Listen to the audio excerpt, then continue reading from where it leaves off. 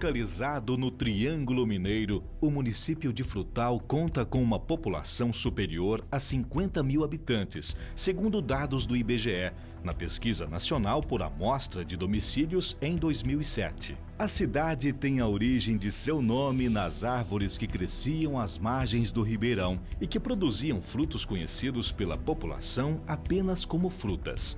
A partir daí, a povoação passou a ser conhecida como Patrimônio do Frutal e depois apenas como Frutal. A cidade já foi rodeada por muito verde e até foi considerada pelo governo do estado como uma das mais arborizadas de Minas Gerais. Hoje, o progresso alterou a imagem que os visitantes encontram ao chegar. Mas Frutal ainda é acolhedora e preserva a tradição de cidades interioranas, tranquilas e pacíficas. Frutal também conta com uma cervejaria e diversos outros investimentos. Agora, a atividade produtiva se volta também para o plantio e cultivo da cana-de-açúcar, um produto que emprega muitas pessoas e que aquece ainda mais a economia do município. Após um dia de trabalho, os frutalenses vão para o seu descanso, observando as luzes que mudam o cenário e embelezam a cidade. Frutal está em franco progresso e cresce também como cidade universitária, com expectativa de um futuro brilhante e promessa de mais qualidade de vida.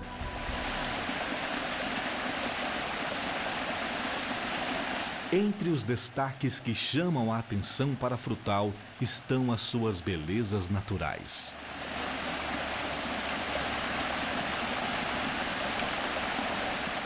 E um desses celeiros de beleza e vida é o Ribeirão Frutal. Mas ele está ameaçado. Mesmo sendo o manancial que abastece a cidade, o Ribeirão Frutal tem sido uma preocupação para o município e para as autoridades ambientais. O curso de água que leva o nome da cidade e é responsável por abastecer a estação de tratamento de água sempre foi agredido. Para muitas pessoas, ainda existe a crença de que a água leva tudo e que descartar material inútil, entulho e lixo próximo à água é algo comum. Até bem pouco tempo, o Ribeirão Frutal recebia os esgotos da cidade que eram despejados a poucos metros do local onde se colhe a água para tratamento. Hoje há lixo, restos de material de construção, agressões à mata ciliar e vários problemas que são causados pelo desenvolvimento desordenado. Durante toda a história da cidade, o Ribeirão Frutal esteve presente, como destaca o historiador Jeová Ferreira, autor do livro Original História de Frutal.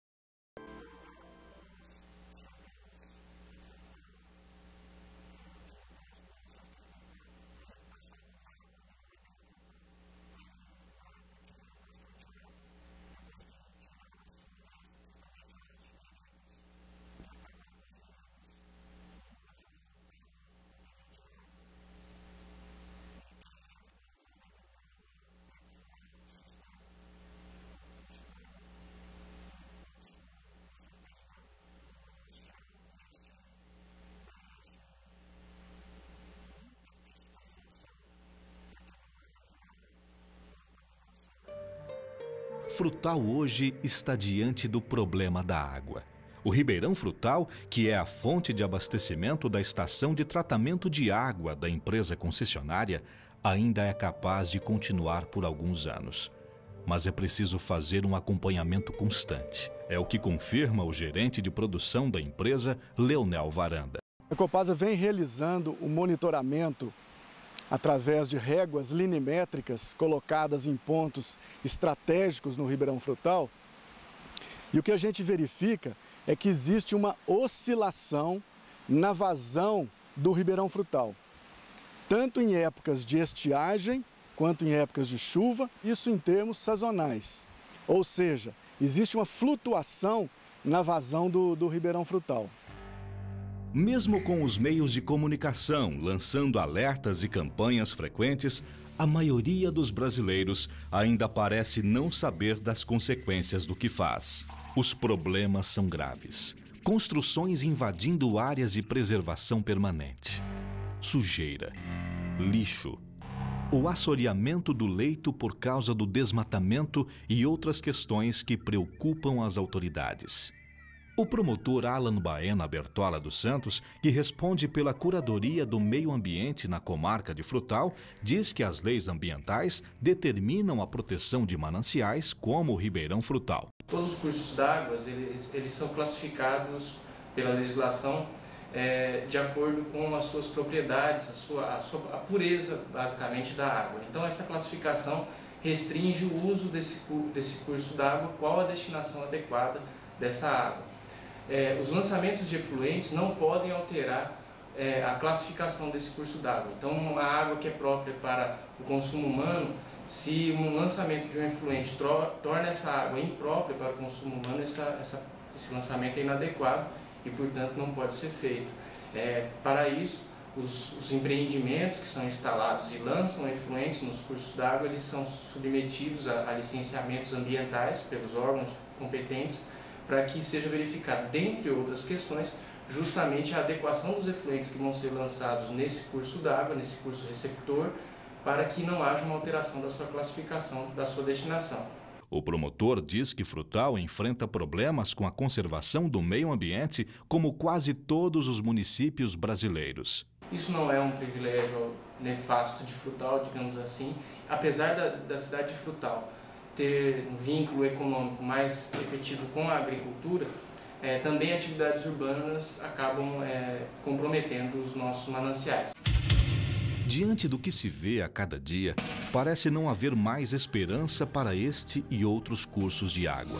Os prejuízos para o ambiente não se resumem apenas à menor quantidade de água para fornecimento da população.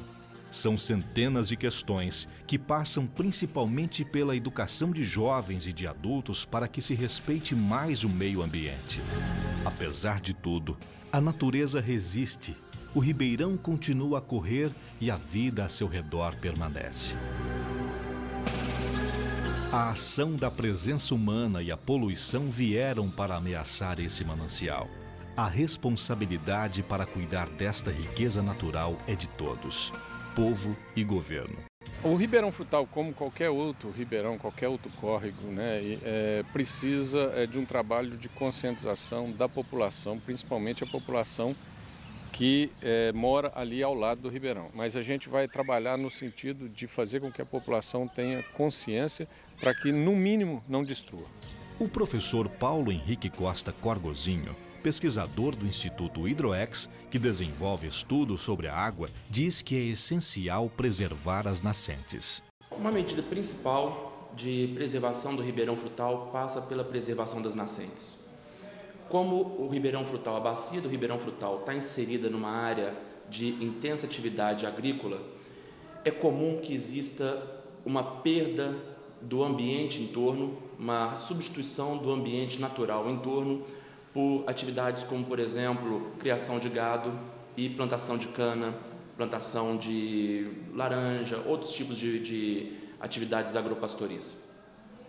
Isso faz com que ocorra uma agressão, vamos colocar assim, de uma forma não tão enfática, uma agressão contra o ambiente, promovendo uma perda do hábitat natural que pode levar a uma perda da qualidade da água. Para a professora e ecóloga Gersina Aparecida Ângelo, o Ribeirão Frutal recebe muitas agressões que contribuem para a sua degradação. Ele sofre impactos de diferentes maneiras que nós podemos identificar. Desde recebimento de resíduos de agrotóxicos da agricultura, até o impacto da pecuária, mata ciliar totalmente inexistente, a parte de dentro da área urbana, fora da área urbana, lançamento de esgoto in natura, infelizmente, isso não é uma mentira, é um fato real, o esgoto. Esse corpo d'água atualmente está extremamente ameaçado, com assoreamento, contaminação química. A Copasa, empresa concessionária dos serviços de água e esgoto, desenvolveu há alguns anos um projeto de revitalização e preservação de uma parte do Ribeirão Frutal na Fazenda Matinha. O local apresentava graves erosões e assoreamento, que prejudicava a captação e tratamento de água.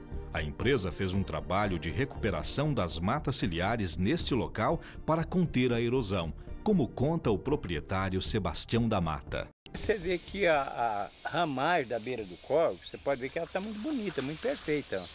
E não teve destruição mais de jeito nenhum.